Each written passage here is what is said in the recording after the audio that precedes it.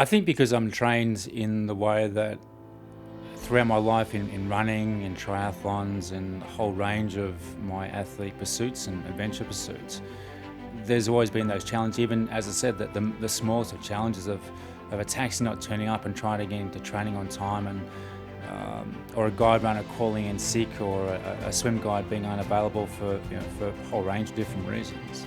So there's always been those facts of life where things can and will go astray. And with the Channel last year, and also Rock Nest Island, those were events where at times they're outside of your control, and I understand those. And throughout my career as a totally blind athlete, I've had to compete against able-bodied athletes who have had significant advantages.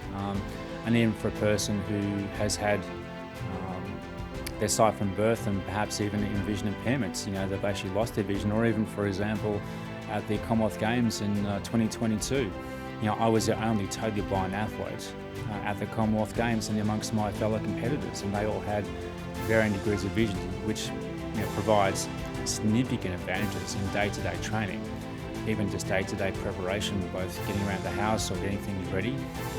And with New York itself, for me the process was, okay, I've got here, that's the big step. The next step is just opening that door up to the physical process, knowing that, sure, I'm going to hurt, but at times that's the pleasure in pain, the pleasure in the pain of achieving one significant step. And as I said, this is the halftime break, and now we move on to the main game. I don't get scared. I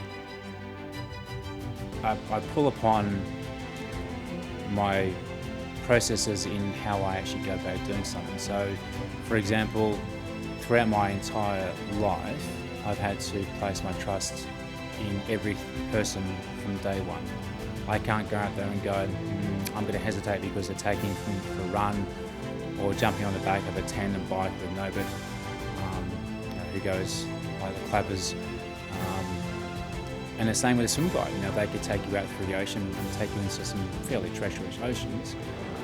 So I think I'm trained in trust, and my trust is implicit in the sense of I trust my swim guides 1,000%, because without that trust we wouldn't have a team, and it's the teamwork that makes the dream work. Oh yeah.